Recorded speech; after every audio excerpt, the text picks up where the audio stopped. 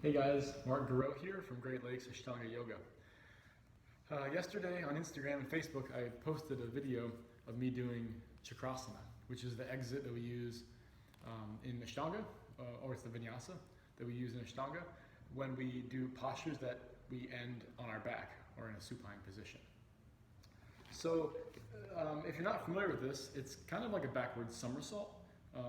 The appearance of it is anyway, but there's actually a lot more mechanics going on than doing a somersault. We're not actually rolling over our head. We want to engage our arms, engage the shoulders, and press so that once we roll back into like a plow type position, halasana, then we actually are lifting up over the head and bringing the head through, landing in a low plank, Chaturanga. So in my video yesterday, I was explaining to my student that in a really crowded room, if you do Chakrasana, you end up off your mat. And if it's in a lead class and everyone does it at the same time, you all end up on the person behind you's mat. It's not a big deal. But in a Mysore room, if someone's at the front of their mat and you do that, you're gonna kick them. So I was explaining that you have to kind of scoot up to the front of your mat, tuck in the little ball, and do it that way so that you still try to end on your mat the best you can. You have to kind of be aware of your surroundings a little bit.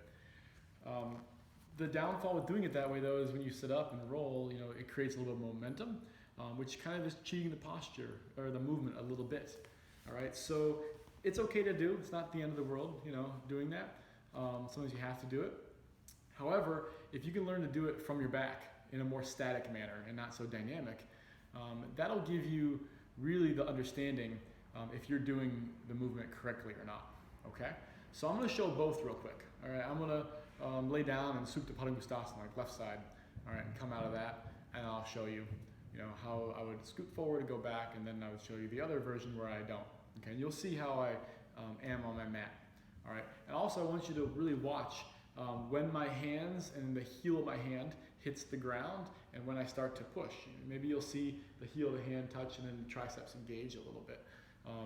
If you can't see it in this video, then go back onto my Instagram and look at the slow motion one. All right.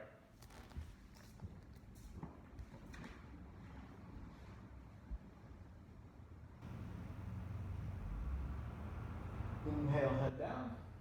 Exhale, release the leg. Then I'm going to scoot myself up to the very top of my mat.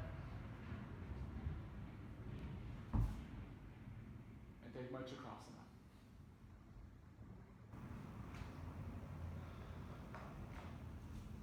All right, so now I'll do it without scooting up.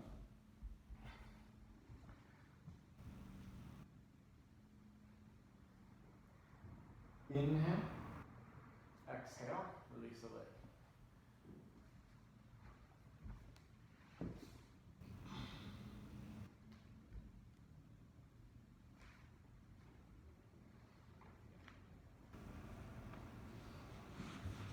All right, so like I said, you really have to engage the arms. So a lot of it has to do with the timing. The timing is very important. If you are taking your legs back and they're pointing up in the air, when you start to press down into the hands, it's gonna spring you straight up into the air or up on an angle, and you're gonna go all kind of crazy.